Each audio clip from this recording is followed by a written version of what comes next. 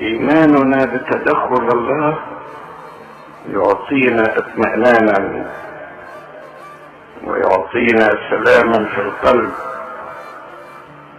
وشعورا بالأمن. يكفي أن الله يستلم المشكلة،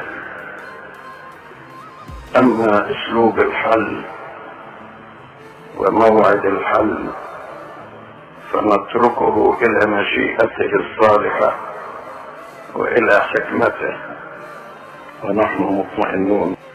نطمئن ونسمع قول الكتاب: القي على الرب همك وهو يعولك. وأيضا قول السيد المسيح: أبي يعمل حتى الآن وأنا أيضا أعمل.